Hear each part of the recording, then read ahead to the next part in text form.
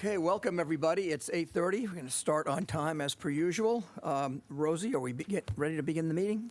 Yes, Mr. President, we are ready whenever you are. Thank you. So it's 8:30. I call the November 3rd, 2023 meeting of the SDCERS Board of Administration to order. I would like to welcome Elvin Lai to the Board of Administration.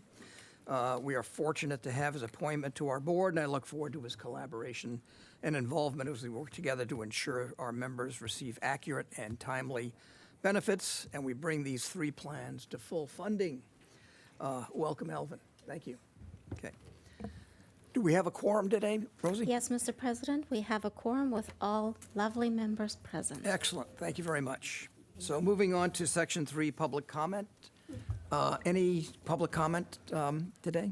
No, Mr. President, we do not have any public comment for today's meeting. Thank you. Moving right along, let's move to Section 4, approval of consent agenda items, which are service requirements, deferred retirement option plan drop entries, and the drop retirements, training, and the board agenda calendar.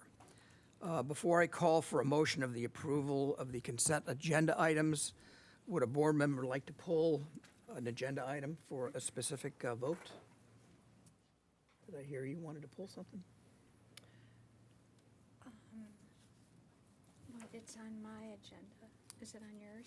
Oh, No, the insurance one is on.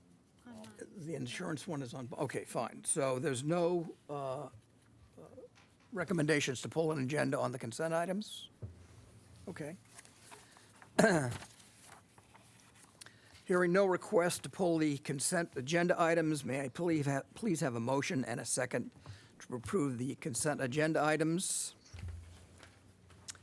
So Tom has voted to approve, motion moved, and Elvin has seconded. Would any board member like to speak on any of these consent items? Okay.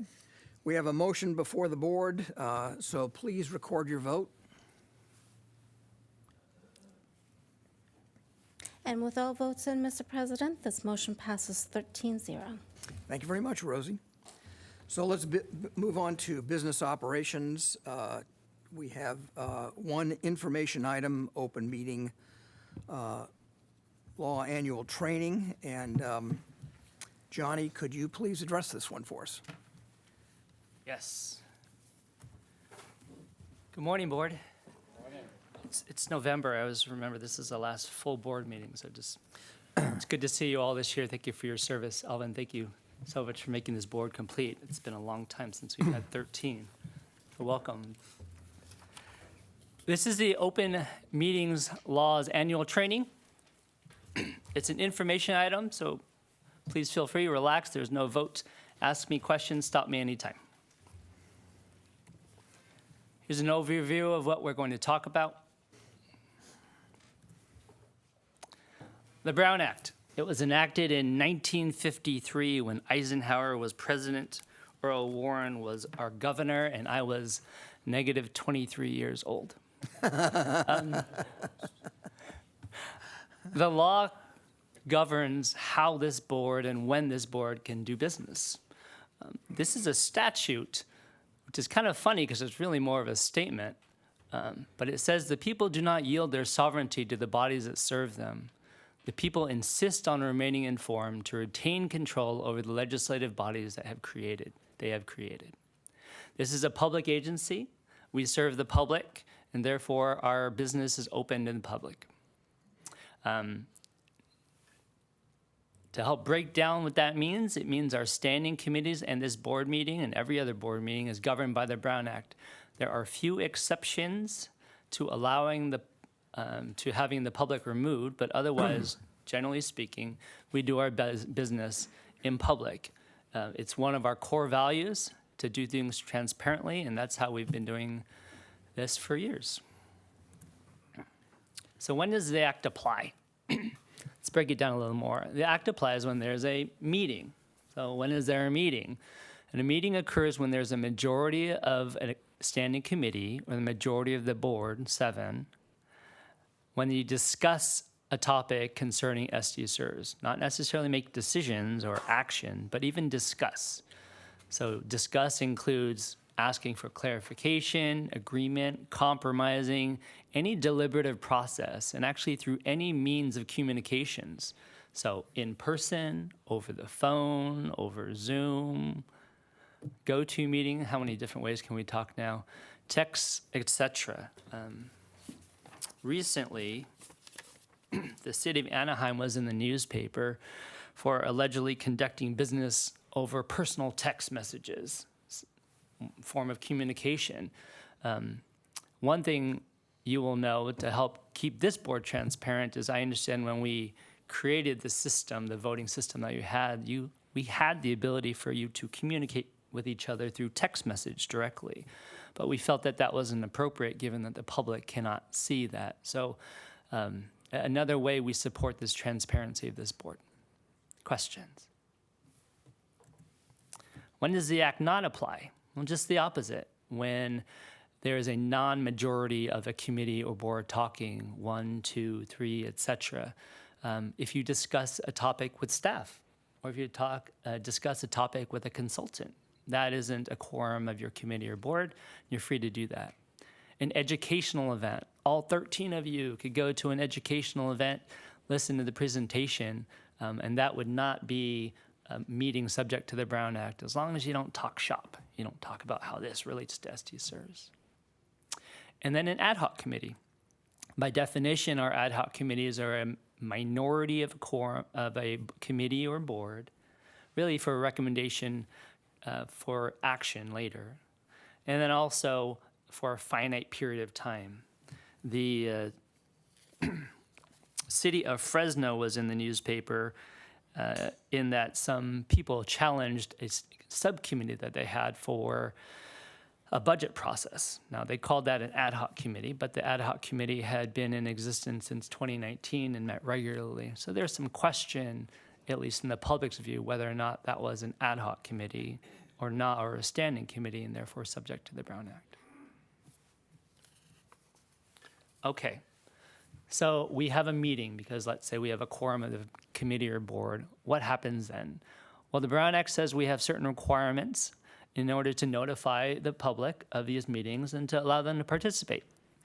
The law requires us to post an agenda of what we're talking about, a written agenda, publicly, at least 72 hours before that. This board goes above and beyond that and posts it a whole week before. We post it in the electronic counter at the city council, in the breezeway area, if you're familiar with that. We have those online as well, as required by the Brown Act. The agendas state the meeting time and place and contain a brief description of each item of business to be transacted during the meeting. If the topic you want to talk about isn't on the agenda, you're just not allowed to talk about it. The LA County Board of Supervisors was in the newspaper this year for allegedly going to closed session to talk about a performance report. But there was some idea that they might talk about a problem that they were having at juvenile hall. So we want to keep clear that when we have an agenda topic, we try to stick to that topic. And I know it's easy to go different places, but stick to the topic. Johnny, on that one. Yes, Chris. For action to be taken on an item, must it be listed as an action item? I don't think so if something's on the agenda as an information item, and then a board member says, well, I'd like to move X on this, is that acceptable? I believe so. The Brown Act doesn't say anything about having to list something either as an action item or an information item. Okay. Therefore, I think it's acceptable. Thank you. In fact, I was so paranoid, you'll see in the front page of your agenda, it says any action listed is ripe for action if the board so chooses. So you and I think alike. Any staff reports and materials must be available to the public upon request unless exempt from disclosure. You can read any of our public information online. We also have some iPads in the back in case anyone shows up and wants to look at the material that you're looking at. Public participation. Meeting has to be open to the public, must be ADA compliant.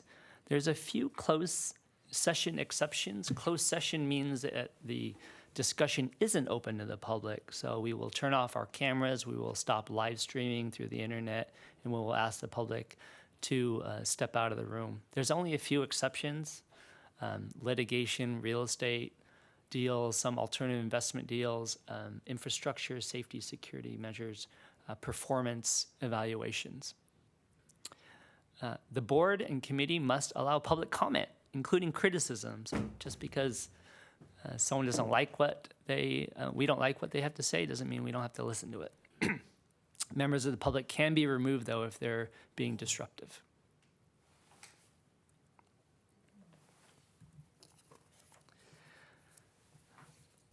Participation options.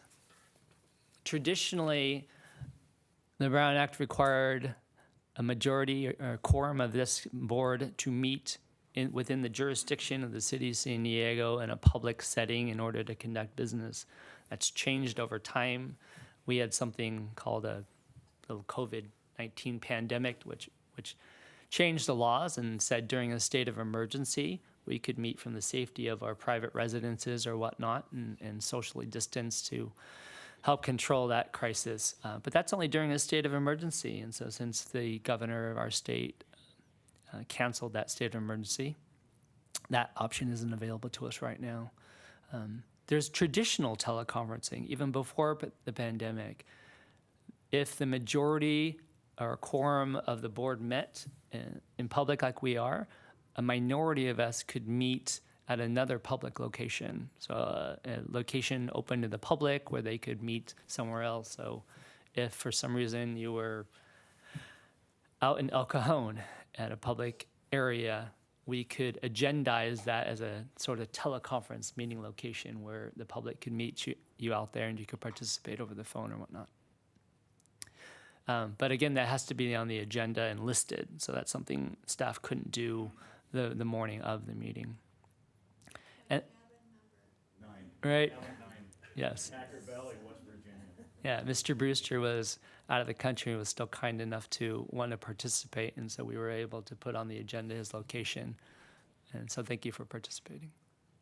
And there's a more recent exception to board member participation, and that's for for just cause emergency circumstances. The term's kind of self-explanatory, but it's an illness, caring for a family member, doing business for SDCERS that preclude you from coming to the physical location.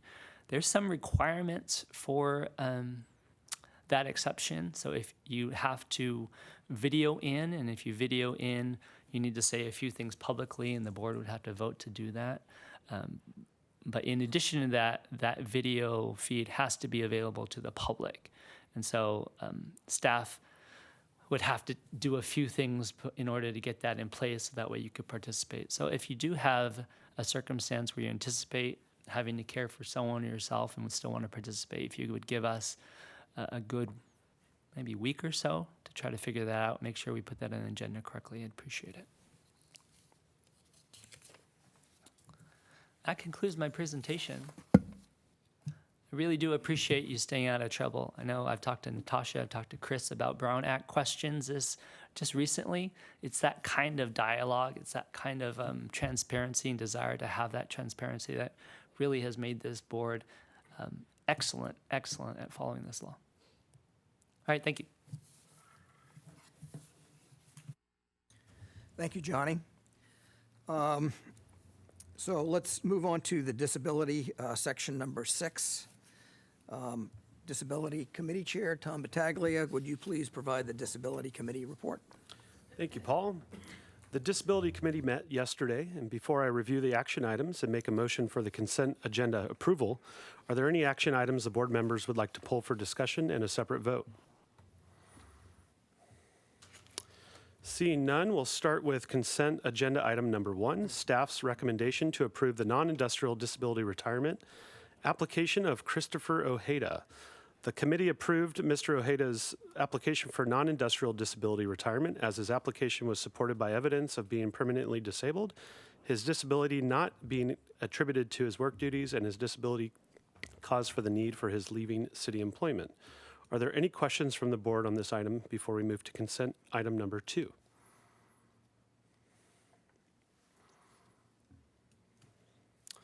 All right, moving on to consent agenda item number 2, hearing officer's recommendation to deny the industrial disability retirement application of Nicolasa Tatum, also known as Nicolasa Williams. The committee denied Ms. Tatum's application for industrial disability retirement based on the hearing officer's findings and conclusions. Are there any questions from the board before we move to consent item number 3? All right, moving on to consent agenda item number 3, staff's recommendation to approve the request for Nicolasa Williams to waive the 2-year rule and allow her to apply for industrial disability retirement. The committee approved Ms. Williams' request to waive the board rule requiring disability applications be filed within 2 years following separation from city employment. Based upon staff's belief, sufficient medical evidence and witnesses are available to fully investigate Ms. Williams' disability application. Are there any questions from the board on this item before we move to consent agenda items for the approval? All right, then I'll move to approve consent agenda items number 1 through 3. Please vote.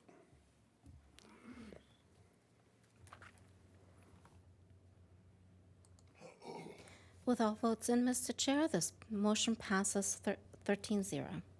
Great. Staff also presented an information item on usual and customary job duties, reasonable accommodation, and investigating each disability retirement application. The committee discussed the city's policy on no permanent light duty assignments for safety plan members and how that impacts disability applications and hearing officer adjudication.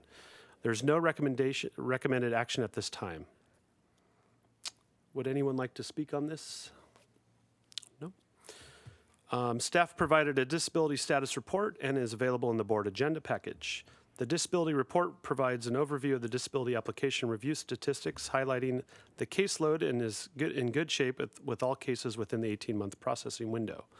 Are there any questions or comments from the board members or staff? Great, thanks. Back to you, Paul.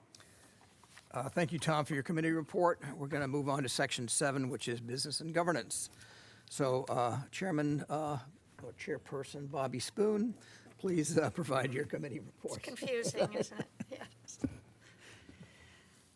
The Business and Governance Committee met yesterday, and I have had one request to pull an item that's on the consent agenda, and that's on the insurance presentation. Other than that, are there any other items that any board member would like pulled? Yes, Bobby, on the legal compliance and privacy division report, that'd be report 4. All right. Thank you. So let's do the consent, the 2 remaining items before we hear from those individually. Starting with consent agenda item number 1, staff's recommendation to approve the payment of the annual supplemental benefit. Ted gave us a presentation explaining the approving the payment of the annual supplemental benefit and the related Corbett benefits are a matter of duty per the plan rules and from a court settlement provided SDCERS has sufficient realized earnings to do so. Ted assured the committee SDCERS has sufficient realized earnings this year to pay the benefits. The committee unanimously approved paying the annual supplemental benefit and the related Corbett benefits. And we didn't let Ted move because he also presented the second item, and that was to approve the 2024 drop account interest crediting rate and the drop annuity factor, and to revise the board rules 6.10 and 6.40. SDCERS policy requires the board approve the drop account interest crediting rate and drop annuity factor for the coming year based upon the policy stated calculation. The drop account interest rate will increase from 2.5% to 4.2%. And the drop annuity rate will increase from 2.9% to 4.6%. The rates are below the plan and the policy maximum limits. The committee unanimously approved recommending the board approve the 2024 drop interest rate and the annuity factor. Are there any questions? Hearing none, I will move to approve the consent agenda. Bobby, can we talk about number 4? So we're pulling number 3, but can we talk about number 4 as part of the consent agenda? I think Chris asked to have it pulled. No, I'm sorry, Bobby, I was referring to the reports below. Oh, okay. So it's my error, just, yeah. Okay. Please include that. Okay. Sorry. Going to number 4, staff's recommendation to review the board process for election of board president and appointment of vice president, the securities litigation policy, travel and expense reimbursement policy, non-pensionable compensation for PEPRA members for the port and the airport, and Division 6 of the board rules on the deferred retirement option plan.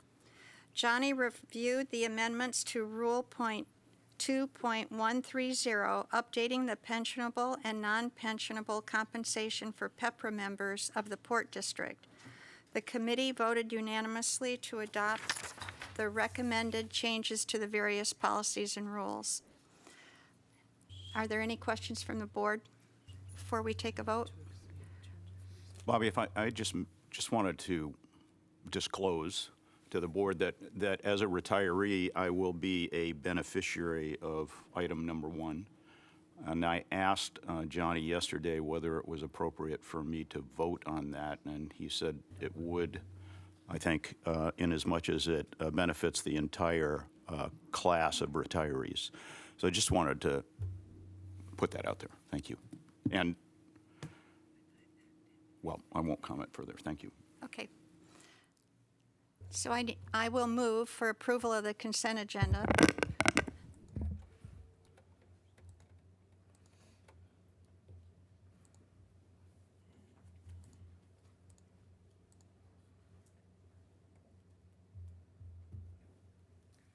We're calling for the vote.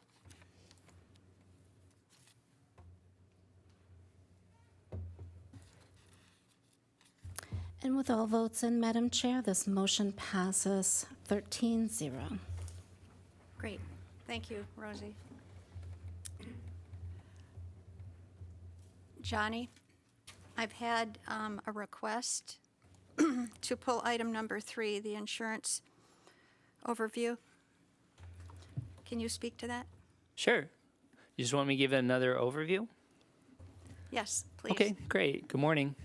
Again, yesterday, the B&G committee, we gave an overview of our insurance portfolio, everything from commercial liability to employment practices, car coverage when you drive. All those insurances are within staff's ability to purchase those insurances. We'll be renewing those this year. The only insurance program that is above staff's authority is the fiduciary insurance policies, the primary excess and director's officer's liability insurance of $25 million, which we have asked for a recommendation for an amount not to exceed $247,000. Yes, and we have our broker here too, if you want to ask him a question. Yeah, that'd be great. Thanks for that. If you can dig down a little bit deeper for me, please, in terms of, as personally, Louis Nguyen, how this protects me in terms of potential litigation. And then my understanding is these insurance covers past, present, and future board members. So how does it kick in post my departure from the board? That's question number 1. Second is out-of-pocket expense reimbursement. In what scenario does that happen and when? And then pass act date, just so I can understand how that factors into these insurance policies. Sure, thank you, Louis. I'm going to introduce to you Sean Kratz. He's our insurance broker from Alliance.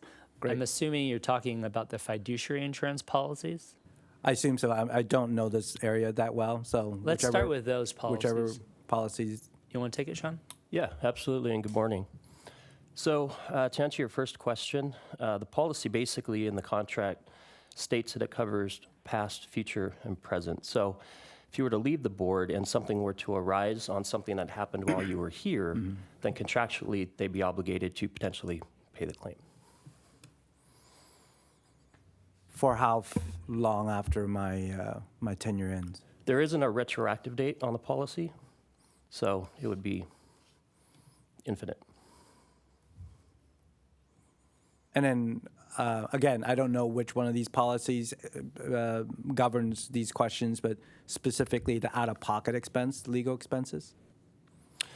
So the policy, the fiduciary policy, provides defense cost as part of the limit.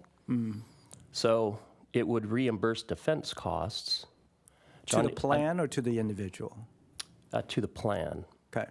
right. So if there's a case where it specifically named us individually, we would be, all of us, would we be covered under this plan individually, even though we are named specifically? Or in that case, I would have to hire my own lawyer to defend my interests?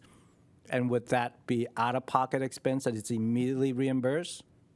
So the way the policy reads is it would be defense for the plan, right? So for the system itself, and then yourself if you were a part of named claim.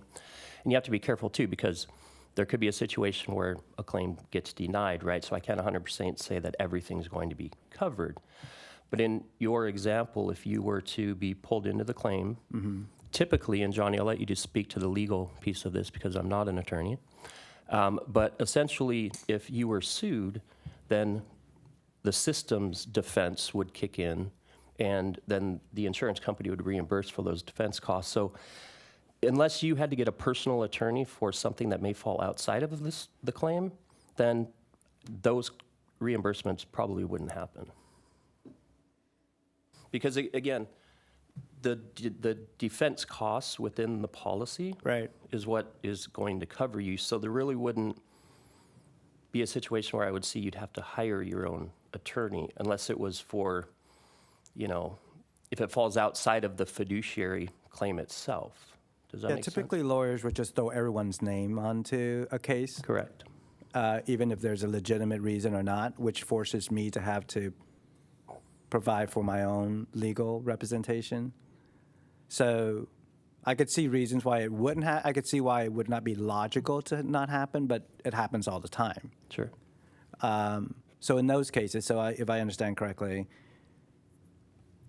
this plan covers the cost for the plan legal defense.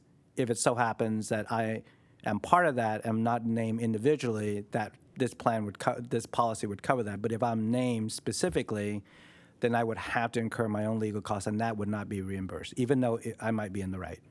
Well, typically they're gonna name the system in the lawsuit. They're gonna name potentially individuals that they feel were a part of whatever the issue was. Right. So even if you're named individually, and Johnny, I'll let you step in from a legal perspective, the system should defend you legally. So again, I don't know, you wouldn't have to go out and get an attorney as long as it's related to the same matter. Okay. That's correct. Thank you, Sean. As a volunteer on this board, SDCERS has a statutory requirement to defend you in a lawsuit to the extent that you're performing duties within the scope of your job. The rare, weird situation that you may be contemplating is when you're not doing anything for SDCERS and you are sued, and SDCERS doesn't defend you. So if you were, at home doing something unrelated, SDCERS the insurance would most likely not defend you in that personal issue. But the board purchases this insurance for that situation. We haven't used it, thank God, but the reason why we have directors' officers' liability insurance is to have defense costs for unindemnifiable claims that the board's not statutorily required to even cover you for. So we're covering all our bases there. Got it. And just so I understand, on the past act date clause, somewhere it documents the date that I joined the board. So if there's actions or case or a lawsuit that involve an action or a decision prior to that prior to that date, I would be indemnified, or not indemnified. It would not be reasonable for me to be part of that case, right? And I would be covered. I would think so. Yeah. That's why we record all of our votes. That's why Got we it. have these meetings recorded, to keep track of participation and who's on the board. We have your oath of office statement, which is signed and dated. Got it. And then if I have additional questions, and if I want to sit down and make sure that my umbrella insurance, this insurance, if there are any holes that I need to contemplate, I would call you, Sean? I would call you directly? Yeah, so I'm the broker of record by California state law for SDCERS. You have an agent or a broker that places your personal insurance, and so that's who I would speak to about that. I don't know legally if I would contractually be able to review your personal insurance. No, yeah, I'm not asking you to review my insurance. Yes. Right. But if I have an umbrella insurance, and again, not my world, but if I want to make sure that experts are looking at it and saying, Louis, there are no holes here, or Louis, there's a big hole here, like my broker would contact you directly and have that Correct. conversation. Correct. Yeah, and I'm happy to do that. Great. Thank you. Johnny, were you responding in any way regarding the recourse insurance that we individually have? Today, did I speak Today. about that? Yeah. I did not, but I'd be glad to if you'd like. All right. Sure. Sure. The state of California allows every public retirement system to buy fiduciary insurance, which the B&G committee recommended you do, and we have done since 2007. But within that law, the state requires that the insurance provider allow recourse against a fiduciary, a person who breached that duty. What that means is if you are sued, the board is sued and is determined that one person or several people were found liable for breaching that duty, theoretically, the insurance company can go after you personally for that loss. I say theoretically because I do not know if anyone has ever done that, any insurance company has ever done that. The waiver of recourse is a separate agreement, one that's not relevant to this board, as you said here, for SDCERS. It is a policy between the insurance company and you individually that allows you to purchase a personal policy out of your own funds to prevent that crazy scenario where you'd be found breach of liability, the insurance company comes after you. It would preclude that insurance company from coming after you personally. Yeah, and if I may add just a little color. So historically, when fiduciary liability insurance was created, there was no mechanism for a waiver of recourse, and it took a lot of legislation over a number of years to have that built in. So it does, again, carve out that protection should you elect to pay whatever that fee is for the waiver of recourse. And Johnny, on the recommendation of not to exceed the 246,700, where did that number come from? Sure. Do you want to take that one, Sean? Do you mind if Sean answers that Sure. one? Absolutely. So currently where we are, the insurance policy expires in December. This meeting happens in November. Typically, the insurance companies, depending on who it is, will quote you 30, 60, or 90 days out, and it really depends on the insurance company. There's a very small amount of insurance companies that write public entity retirement systems well. So that leaves you a much smaller window versus like property. If you had 150 insurers, you might find some people that are willing to quote you much, much closer to that. So what we do in those instances is we provide a not to exceed number. And really what we do there is we look at what the premiums expiring are. And then we've already had all the conversation and negotiations with the insurance companies to try and keep that premium as flat as possible. However, they're not able to give firm quotes until right? We should have them literally in a week or so. The problem is we have to have all of our information to Johnny the beginning of December. So then again, now you're talking 2 months ahead of the renewal. And that's why we had the conversations to make sure we can put a number that will not be exceeded. Got it. Yeah. And then, I'm sorry,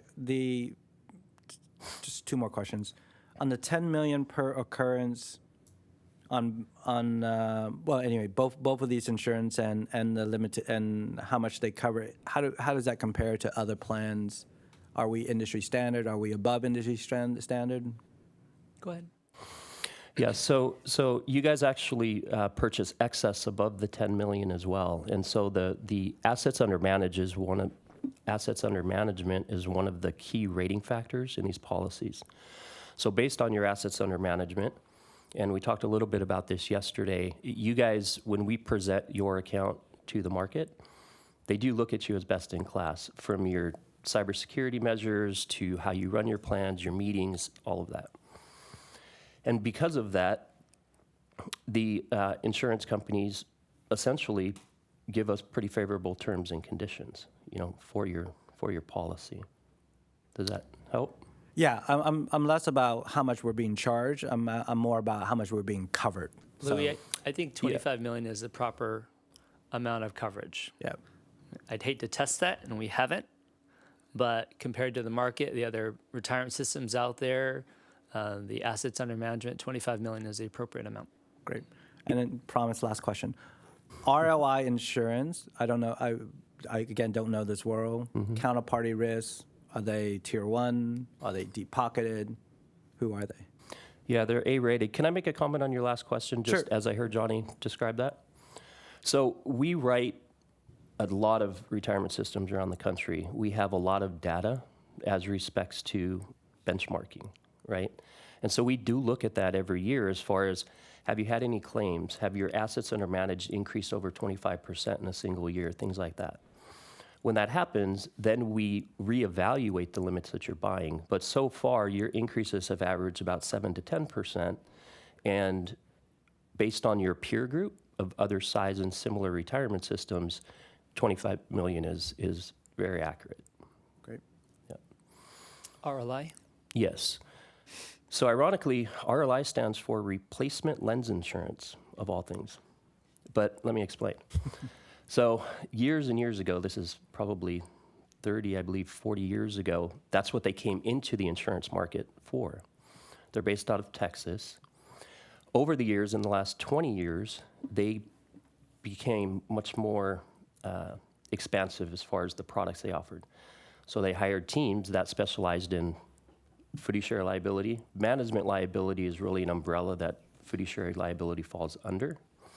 And so they created a management liability practice 20 plus years ago. So they've been one of the largest public entity fiduciary writers in the country now. So does that help? Yep. Okay. Thank you very much. Yep. Any additional questions? So the motion is for $247,000. Yesterday at the B&G committee, we decided to round it up because we're not exactly certain of the amount that will come in. So I'd like to make a motion to approve staff's broker's recommendation to bind the fiduciary insurance not to exceed $247,000. Moved by Paul.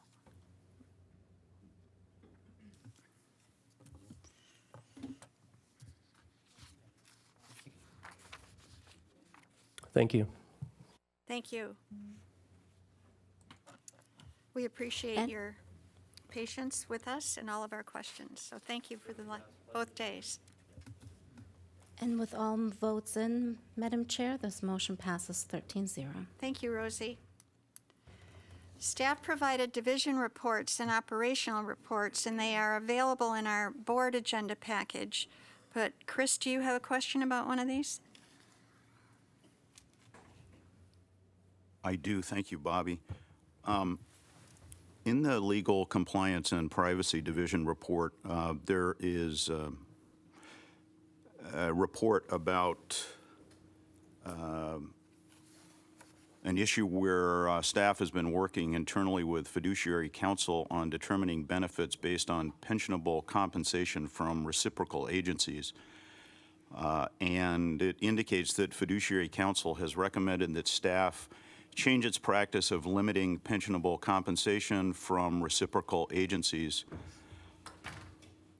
And it notes that the change is expected to affect less than 50 members, and the corrections will generally increase benefits. So we talked about this yesterday, and I had some thoughts or further questions about this. So at some point, and you say a year ago or so, staff became aware that certain calculation methods were incorrect. It's a question, not a statement. I don't think that's a Okay. correct statement. We have been working on how to handle incoming pensionable salary and working with it actually for several years and trying to understand what the law requires of us and what we're allowed to simply accept and calculate the benefit from SDCERS. Johnny, can I jump in? Of course. So during my multi-decade career, the issue of reciprocity, where the state of California is trying to encourage government service, and so they try to link employers together. So as you move from one government employer to the next government employer, you can link your eligibility requirements together for earning a pension. So if you worked at 2 years for 10 different organizations, you would have 20 years of service credit. You could get a little pension from each one of those organizations. Also, part of reciprocity is sharing your compensation so that all of those 10 organizations would share whoever has the highest compensation in calculating their own little benefit. Since I've been working, the areas and how different organizations handle sharing of that information back and forth has gone through significant litigation and is still to this day kind of vague. And so organizations, government organizations up and down the state of California still all do it a little bit differently. They interpret the case law and they apply their own rules and understanding. And so I really appreciate Johnny saying our previous understanding, I think, was well-founded and very reasonable. And in working with fiduciary counsel, they say, you could fine-tune it a little bit more. There's some case law out there that I think if you take this approach, it will be better. So I don't think what we were doing was wrong, but they're saying, I think there's a better interpretation of the current case law. And so we looked at fiduciary counsel and said, you know what? We think you're right too. So I think we're going to move forward with that new interpretation as we move forward, because we think it better reflects what the courts are trying to telegraph on how we handle this reciprocity sharing of information for salaries back and forth. Okay.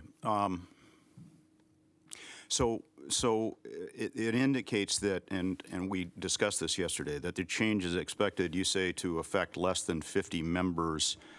And when we're actually speaking of retired members in that regard, right?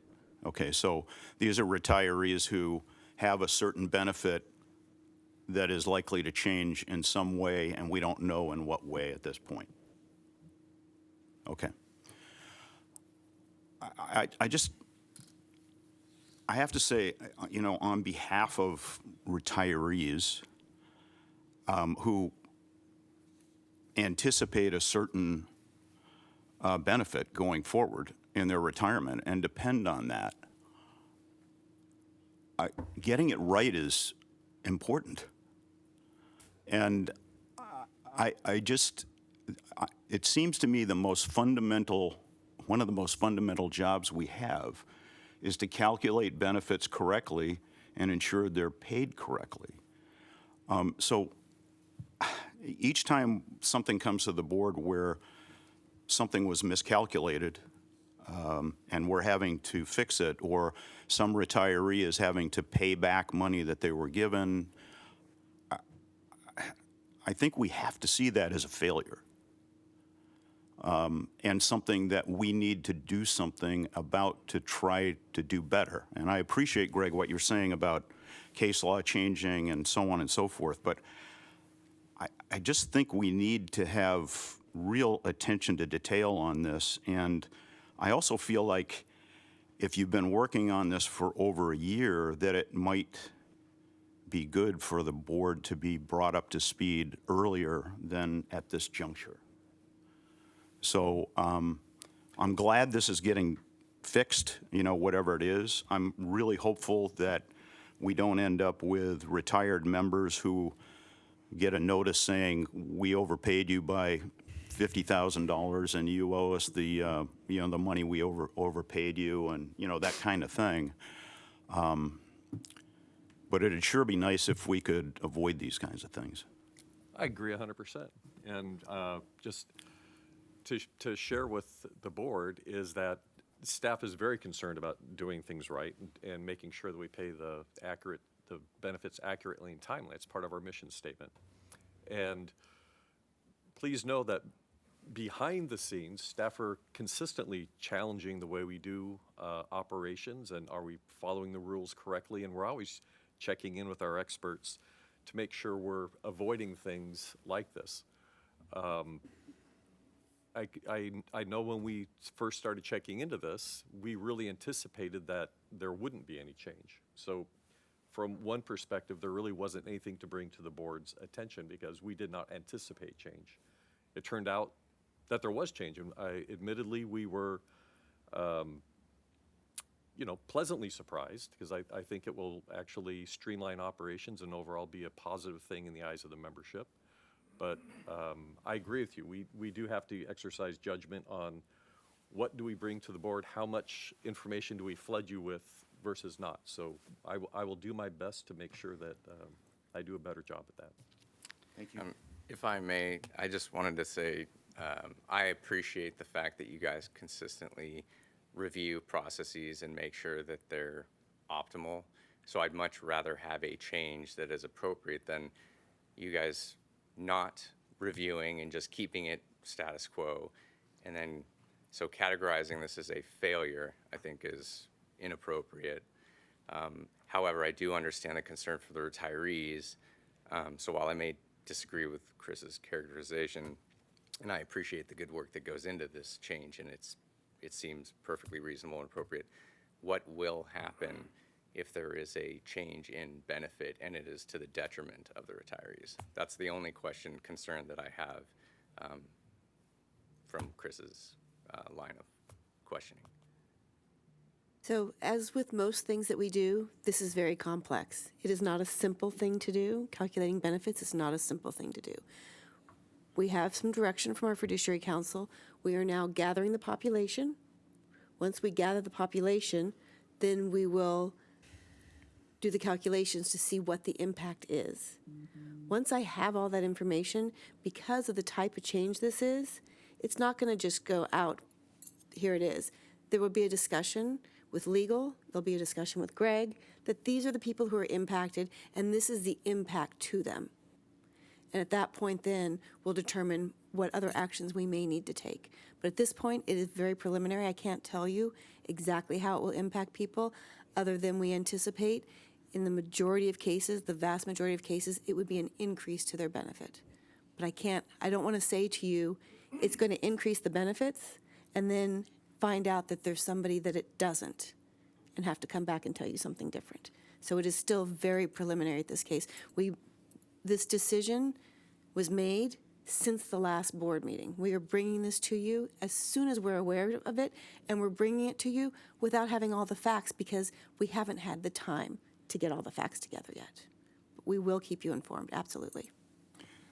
But Brett, my understanding, and I appreciate your comments, but my understanding is our norm is if we determine that we overpaid a retiree over a period of time, then they're obligated to pay that back, correct? And I think there was a recent labor agreement indicating that, or deciding that they would not owe interest anymore. Is that right? Is that your recollection? For employees of the City of San Diego, if there is an error that is made that is the fault, that is made based on actions of a city employee or an SDCERS employee that causes a member to either owe contributions, back contributions, or turns out that they've been overpaid benefits, the agreements with the City of San Diego say that the city will pay any interest charges incurred from that. That is only for City of San Diego employees, and it's only since July 1 of this year that it covers all city employees. So would these folks be covered then, or am I? Well, there's going to be people from all three of our plan sponsors. Oh, I So there see. will be airport employees, potentially. Again, I don't have the facts yet, but potentially, there will be airport employees, there will be port employees, and there will be city employees. About 10% of our population has reciprocity. Okay. But our norm, if we overpay, is that the retiree has to pay it back over some period of time, in some cases with interest. Thank you. Correct. If I may, in these rare occurrences where there may have been an overpayment, don't we, as fiduciaries for the entire plan, have an obligation to recoup an overpayment that may have been made in error because we have all the other members of the plan who depend on the finite amount of monies that we have to pay benefits in full and in a timely manner? So while I would despair that somebody who's retired might have to disgorge a certain amount of money, we also have to think of the thousands of other people who we are thinking about and being fair and even-handed in they receiving what we legitimately owe to them as well. I would also like to mention that I think that the undoubted miasma of trying to understand how all these different public plans calculate things and how those calculation procedures may have changed over time to get everything exactly right and fair sounds like a Herculean effort. So I think we need to give some breathing room to the good staff here to sort these things out. And I look forward to getting an update when you have more information that you can share with the whole board. Thank you, staff. I just want to say, I know this is not an easy conversation for you guys to bring to the board. I appreciate the vulnerability, appreciate the transparency, and I want to elevate sort of our culture of collaboration, and I encourage you to keep bringing these tough conversations to us because it's really helpful for all of us to be better. So thank you. I would like to mention that pensionable pay is an item that is always on the internal audit function. So that's a test that's done very frequently. And all three plans are different about what goes into pensionable pay. So for example, some plans allow lump sum payments. Other of the three plans don't allow lump sum payments. So it's always an issue. If someone has a $10,000 lump sum payment in their final year of payment and it's classified as hazmat pay, it's included.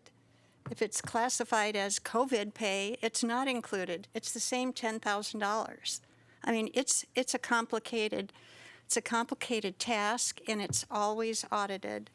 So I don't believe that there have been any mistakes made in this area. We look at it very carefully. I think this may be a change based upon an interpretation, but it certainly isn't an error, not an error. So when we talk about where an error did occur and members are required to pay it back, there may be issues with the IRS rulings that require that they be paid back. It may be outside of the scope of this board or of this agency to waive that and maintain the IRS regulations. So I just want to make it very clear that this is, and I see my internal auditor back there saying, oh yeah, I spend a lot of time on that function. But this is not an error. This is not what we're talking about here. This is simply an interpretation of rules. And, you know, if anybody wants to chime in on the difference between hazmat pay and COVID pay and why one should be included and the other not, let me know. Bobby, can I ask a question real quick? Mm-hmm. The recommendation from Fiduciary Council is for staff to change its practice of limiting pensionable compensation. So isn't that going to make it more complicated? That's their goal. Okay, thank you. Yeah, Michelle, it actually is going to simplify the process for us. Because there's different pensionable income for the different agencies, I'm suggesting that maybe it becomes, if you take on more of, or you reduce the restrictions or limiting what they can call pensionable, it's a lot more complexity to the calculation than what you might be experiencing now, right? It actually, we're going down a bit of a rabbit hole, but just to explain, so when I first came to SDCERS, when we received reciprocal information from another agency, we accepted it. No questions asked. There were a series of cases, there's been some litigation, there's been, as everyone here has discussed, lots of changes, where we started looking at and saying, oh, but maybe if the other agency had this as pensionable pay, we shouldn't be including that. So we were starting to dig deeper into it and pull things out. The recommendation from fiduciary is basically to go back to our initial procedures, which were we accept what comes from a reciprocal agency. So it will streamline things.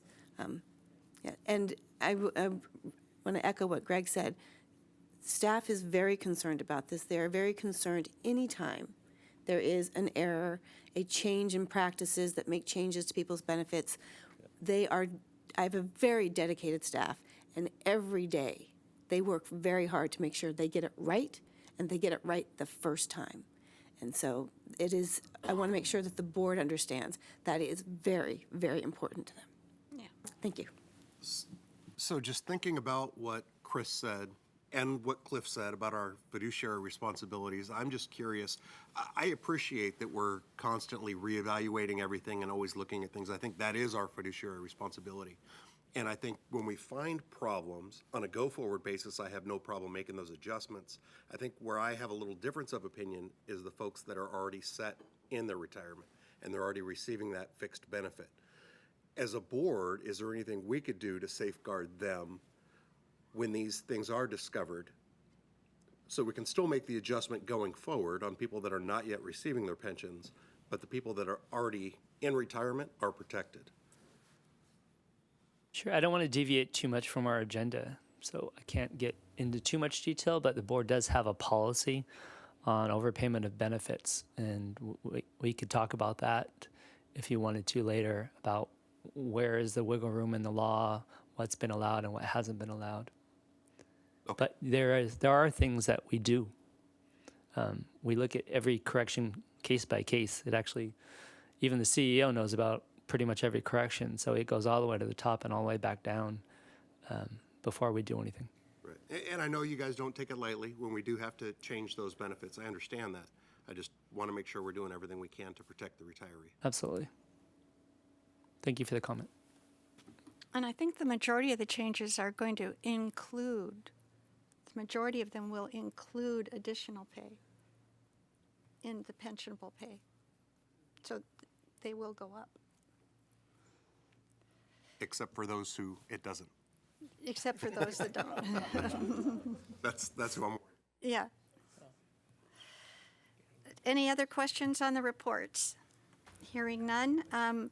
We did, at the request of the B&G and Audit Committee chairs, the Chief Compliance Officer arranged for the committee to meet in closed session to have a discussion with counsel regarding legal and compliance security threats. It was a very interesting presentation by all of the department heads. There was no action taken in the B&G committee closed session that required a report to the public. And a similar presentation will be held at the upcoming audit committee meeting. And if there's time, I would suggest that we present it to the full board at some point. Are there any questions or comments? If none, thank you. Thank you, Bobby.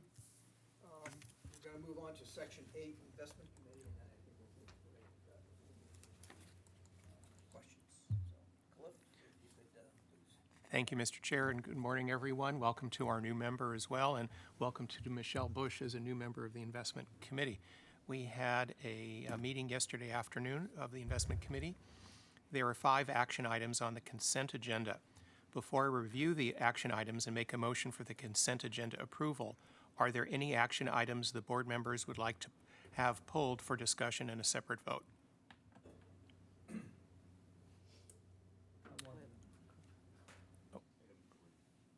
We have a request to pull item 3. So then we have the first two items remaining in the consent agenda have to do with our private equity and infrastructure annual investment plans, one for GCM Grosvenor and one for Stepstone.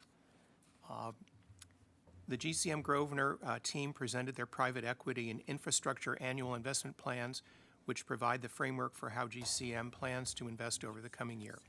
GCM plans in their base case to commit approximately $100 million to private equity investments and $25 million to infrastructure investments over the next year.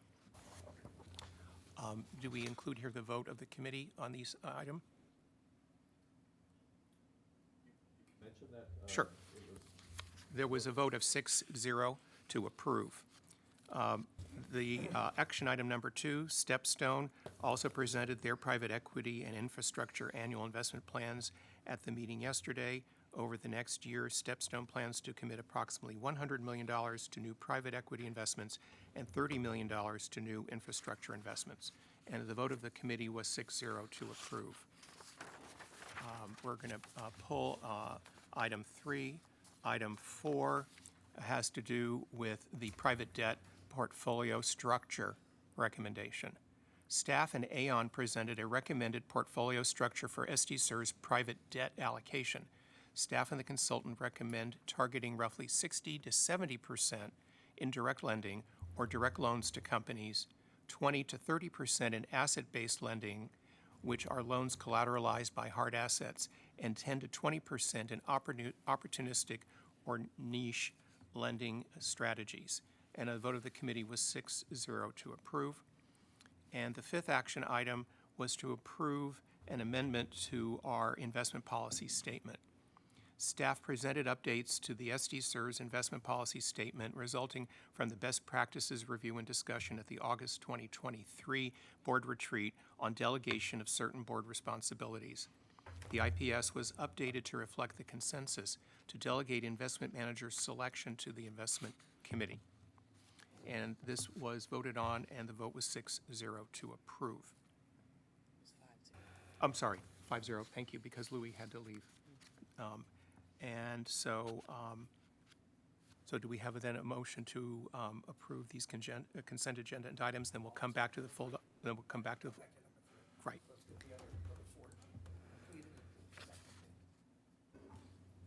We did, I thought I went through the four remaining, there are 5 action items. You just need to make a motion. I need to make a motion? Yeah. That's what I was asking. May I make a motion, please? Sure. I so move. Fine. Why am I nervous?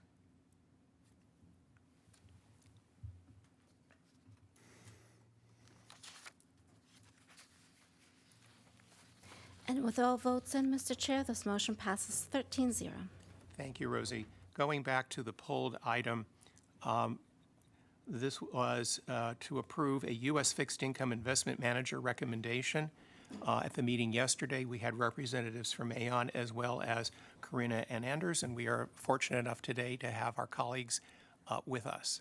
Maybe Karina, you and Anders could summarize what we discussed and give us some additional background. Sure. Do you just want a summary of the kind of the item, or do you have any specific questions that? Well, I just had a question. I don't, do you want, they can present if you like. Go ahead if you have a question top of mind. Okay. Yeah, just my question was, so the concept is that part of this portfolio is currently actively managed and part is passively managed, just an index or something like that. Correct. So the proposal is to move it to 100% actively managed, right? Correct. What went into that thought process, and do you have a sense, based on history or something, that there's a confidence level that the active management is going to improve upon returns based on some historical look back, or what'd you base it on? Yeah, so good question. The bond market is, you can think of markets as either efficient, semi-efficient, or not efficient at all. It depends on how much research and how much information is out there and how fast information is disseminated to investors. The bond market is typically not that efficient, meaning that there's a lot of extra return that can be had by using active management. Corinne and I looked at, before we made the recommendation to the board in the portfolio structure, and at the May meeting, we looked at where does typically the index for the bond market fall in different quartiles.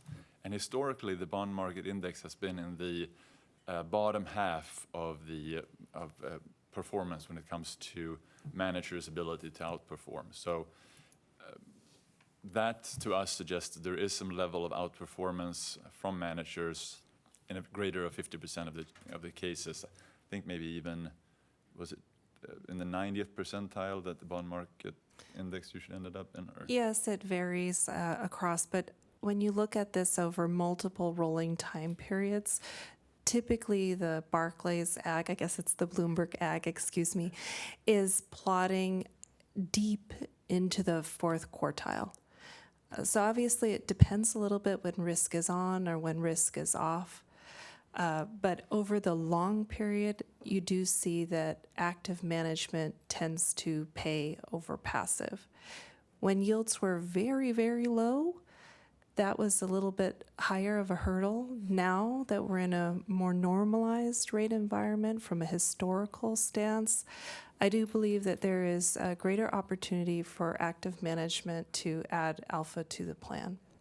But we are very careful in terms of the amount of additional risk that we were looking to take on, and building a portfolio of complementary strategies was key in managing that. And we paid close attention to how much did we have in core plus or core plus light type of mandates where the managers could invest incrementally in asset classes such as high yield or bank loans or even emerging market debt versus core, which really is just investment grade. And so getting this mix exactly right is where we paid a lot of attention. Aon spoke to the committee about us being kind of in this core light plus sweet spot. And we don't want this portfolio to keep us up at night.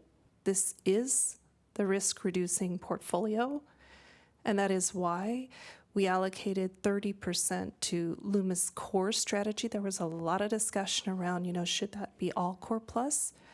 But we wanted the committee to sleep at night. This is the risk-reducing allocation. We're not looking to take on too much incremental risk. We do have a separate allocation. It's called the multi-asset credit allocation that does focus on higher octane areas of the fixed income market, such as high yield, bank loans, and emerging market debt. Yeah, okay. Thank you. I just have to acknowledge that, or just to state that I have a tendency toward the view that following the indexes or investing in the indexes, well, you're always going to meet the index, right? If you do that. So chasing alpha, I suppose, is, it's part of what probably every fund and every investor tries to do. And I'm sure you guys looked into this to the greatest degree possible. So it's part of why I, asked the question. I also wanted to echo something that Lisa Marie said yesterday, that your description of the extraordinary lengths you went to pick the right managers, at least in your view, was very impressive. And I also appreciated, as Lisa Marie said, the transparency involved in how you brought it forward, because it really helped, I think, from a fiduciary standpoint, to show that every effort possible was made to select the right people. So thanks. I suppose I'm just expressing a concern, but I defer to the investment committee in terms of their decisions, so appreciate it. Thank you. We feel equally confident in the managers chosen. We do feel we have a good slate, and we do hope you sleep at night with this portion of the portfolio. I'm saying, any other questions or comments, Alvin? really basic question. Infrastructure, is this literally just roads, bonds, like buildings and stuff like that, or what goes into this? I might actually have Jamie answer that question, but infrastructure, it's a broad asset class. It has a real return component to it where it does hedge inflation too. I mean, it depends a little bit. There's, for example, if you look at a public market index, a large part of that, maybe even more than 50%, would be in utilities. So pretty defensive. Utilities tend to have long-term contracted revenues that even are adjusted for inflation. There are other sectors that go into utilities, transportation. Sometimes that's like toll roads that can be kind of sensitive to economic growth. There's also social infrastructure, energy renewables. There's different types of sub-asset classes within infrastructure. But we can get you additional information if you like. That was great, thank you. Sure thing. Anything else on the pulled item? If not hearing any, I would move to approve the action item about the retaining of the 4 in total fixed income managers.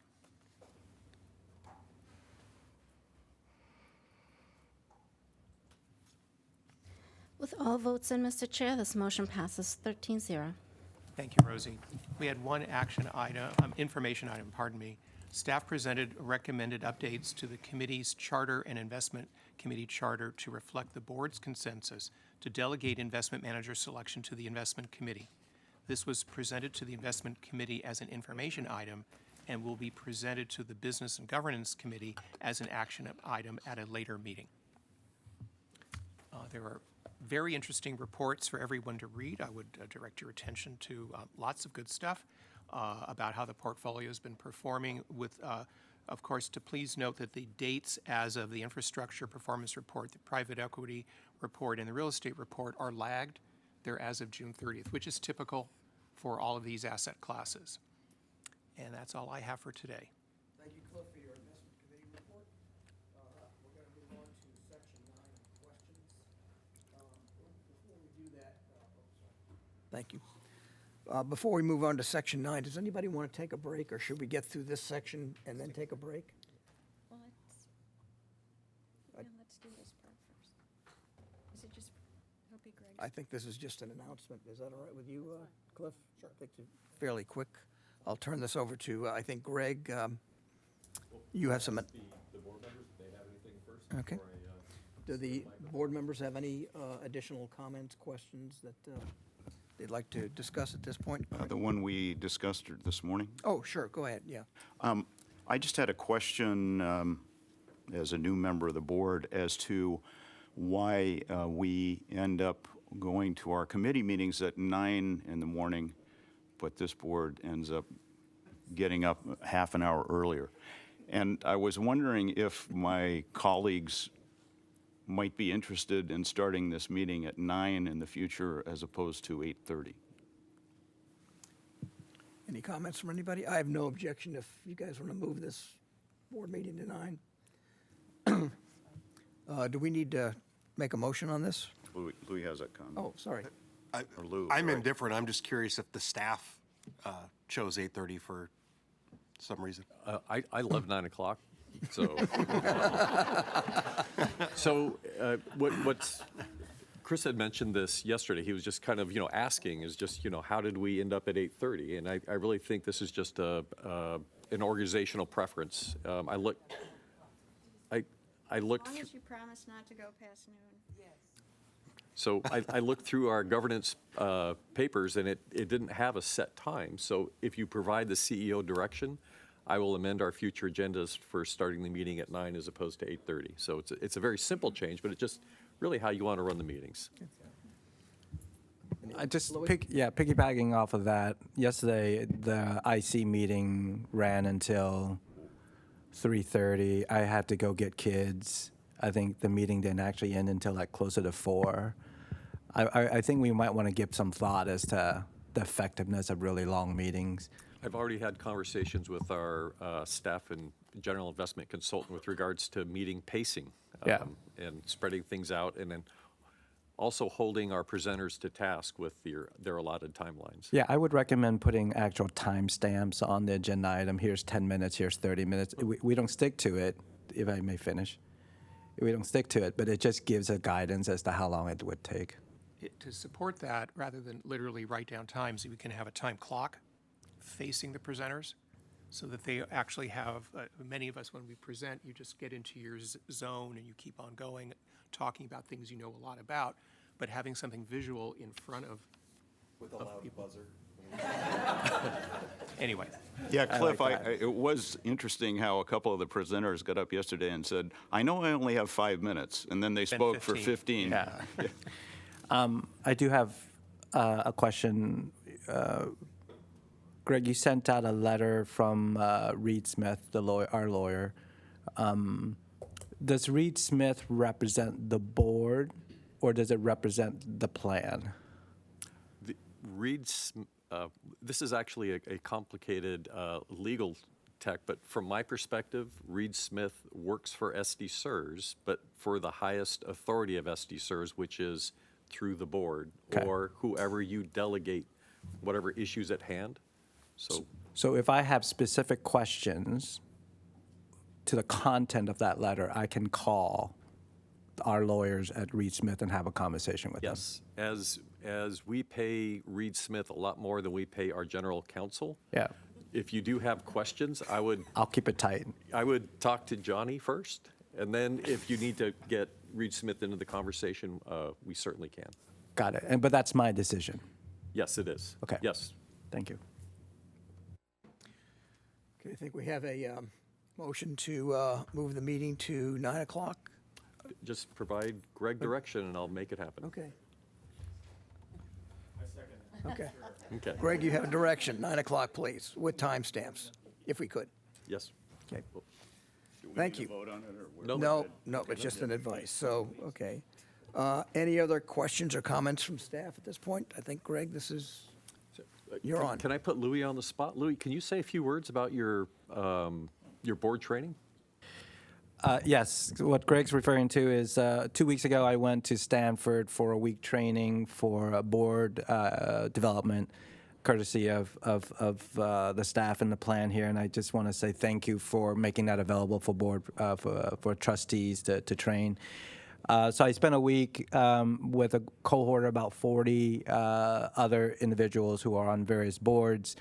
I was just sharing with some people. The woman sitting next to me was the chief health officer for Google. She sits on a number of boards. The guy behind me started an airline company from Chile. He sits on some other boards. And the learning is quite extensive. Happy to talk to everyone, anyone who's interested. My most pressing question when I went in there is, we have incredibly talented executive team. We have a very talented professional staff. How do I show up 4 times a year and actually provide value to an already very qualified and talented team? And so a lot of that has to do with harnessing our sort of the board's creativity and the board's wisdom. Each of us taking individual steps to cultivate a culture of collaboration, a culture of positivity, and creating a safe space for tough conversations to happen. So that was very instrumental. And then they did a whole thing around insurance and E&O, and it scared me. So that's, as you see, the question today. But also some really interesting elements around coming in with a mindset of humbleness, because there's just enormous amount of learning, enormous amount of complexity in the work that we do. And the mindset allowing all of us to have fruitful and productive and optimal decision making. So again, thank you for the staff for allowing this to be part of our professional development. The one downside is it is a week, 8 to 5. It's quite a bit of a dedication. I think there are some other options on the list that would take less time away from work. but I feel very blessed to have had that opportunity, and if anyone's interested, happy to share my experience and also some of my learning. So thank you. All right. Good. And, Greg, and you're since we don't have a clock yet, I have quite a bit to say. First of all, I'd like to share everyone's welcome to Elvin, and I'd really like to thank him for his learning appetite. I was looking for the right words to say that, but it has been a lot of fun going through orientation with Elvin just before his insightful questions and really just wanting to learn more. It's been very encouraging through the orientation process and even through your first committee meetings. We appreciate your engagement, and I really look forward to working with you for the next 4 years during your first term, and perhaps there'll be 2 terms, I don't know. I also wanted to give a brief update on our ad hoc committee for searching for fiduciary counsel. As you know, at our last meeting, we talked about having the board president form an ad hoc committee, which he did. So we have Cliff Shearson as our chair, Lisa Marie Harris, and Brett Bartolotta as committee members. And we have issued the RFP, got responses back, took a look at the 4 firms responding, interviewed 2 of them, and we're currently going through that process and should be coming back to the full board with a recommendation coming up. So thank you, committee members, for your dedication and hard work on that. I'd also like to recognize and thank our president, Paul Kaufman, for providing our opening remarks at our annual membership meeting, where the SDCERS team meeting members of Marcel Rossman, Cynthia Queen, and Karina Coleman and myself talked with about 80 of our members about SDCERS update.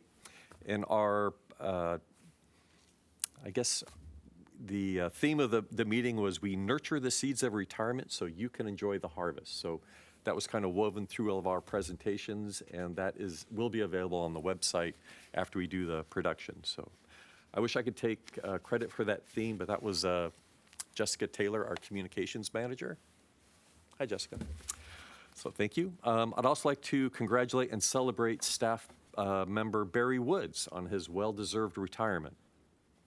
Barry worked at multiple city departments prior to joining the SDCERS Retiree Healthcare Service Team, and helping people was really Barry's passion, and that was really evident in his work at the various city departments, and especially with our retiree healthcare team during his 25-year career. So Barry, if you can hear me, if you're listening, we love you and we miss you. So congratulations on your retirement. I'd also like to recognize the SDCERS Information Technology Division for earning the Municipal Information System Association of California's award for quality information technology practices for the 6th year in a row. This association is a collection of IT professionals from over 1,800 organizations from across California, cities, towns, public safety agencies, pension systems such as ourselves, and they're all getting together to access resources in a collaborative effort to enhance local government's information technology services and effectiveness. Now, receiving this Quality IT Practices Award is really an honor and a tribute and the dedication of our IT staff and our embedded contractors. And for perspective, of the 1,800 organizations that participate, there were 11 organizations that qualified for this quality award. So really, really quite an achievement. So thank you, Michelle and the team. Michelle, you only have 8 years to go before you beat Ted.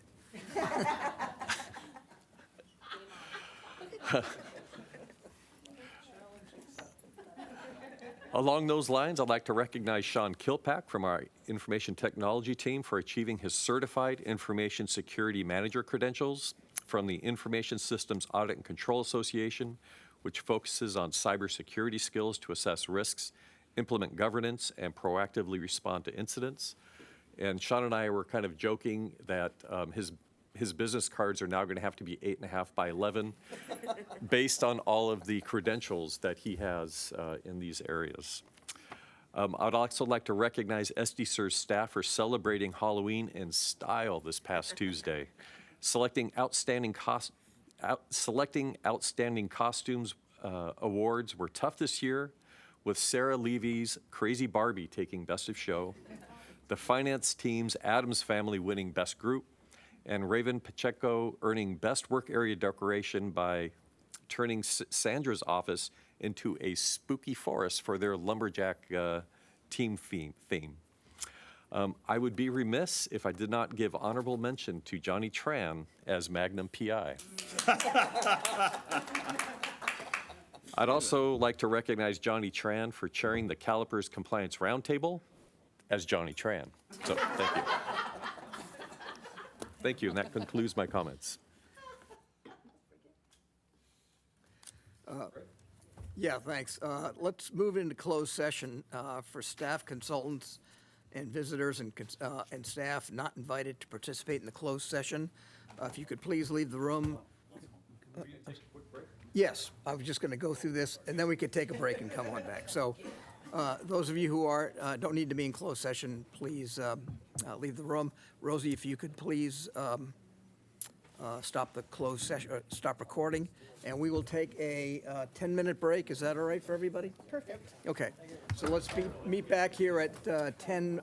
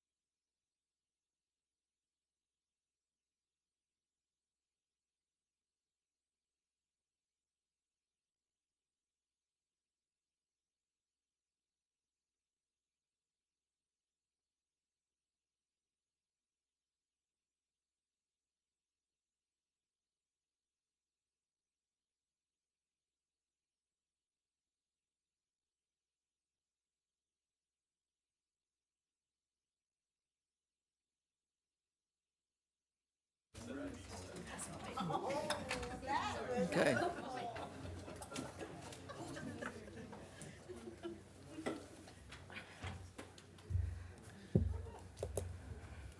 Okay, Rosie, are you ready to start recording?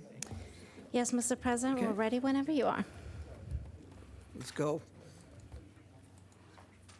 Are we recording? Yes, Okay, please perfect. proceed. So we've finished closed session. Thank you very much for everybody's comments. We're returning to open session agenda items, starting with section 11, which is the closed session report. I believe, Johnny, this is your chance to shine. Thank you, Paul. There's nothing to report out. Thank you. Okay. That's why I said it's a good job, Johnny. Shining All right. today. Thank you all for coming today. We're going to move on to section 12, which is the adjournment. This meeting is adjourned, and our next meeting will be held January 12th, 2024, here in the SDCERS boardroom. So I thank you. Paul and Yeah. Cliff, did you want me to? I forgot to do an update on my Oh, conference excuse training. me. Did you want me We're to do that moving- really yes, quickly? please, yes. I'm sorry about that. Yeah. Thanks for giving me another opportunity to shine, though. So 3 board members, Greg and I, were able to attend a conference up in Los Angeles this week, and one of the topics was discussed was litigation against retirement boards.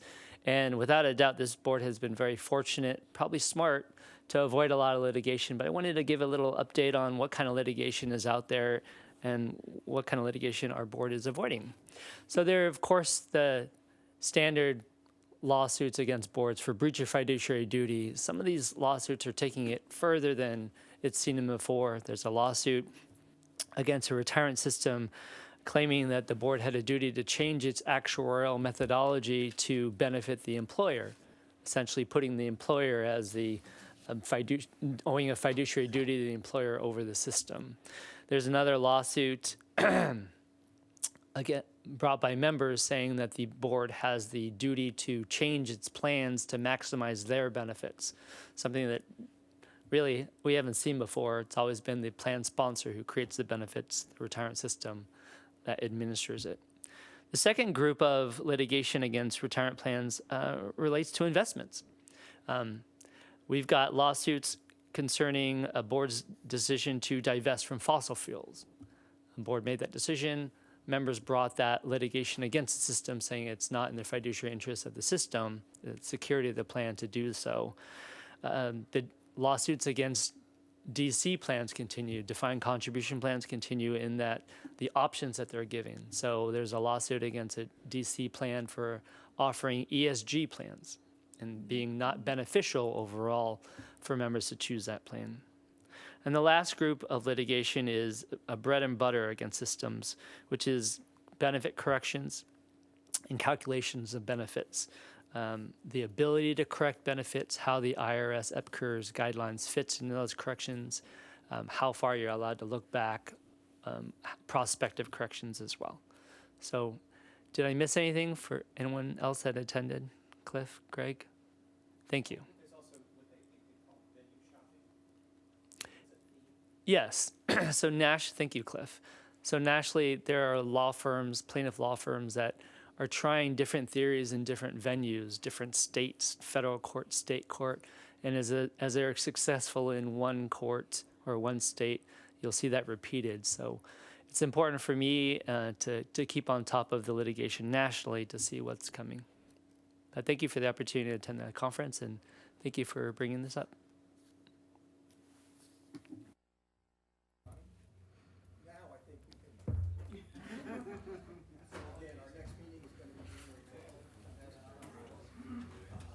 Our next meeting is January 12th, 2024, here in the SDCERS board meeting.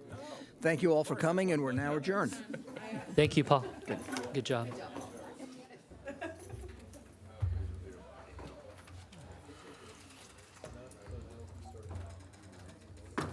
Well, I was out there doing my run this morning. It was like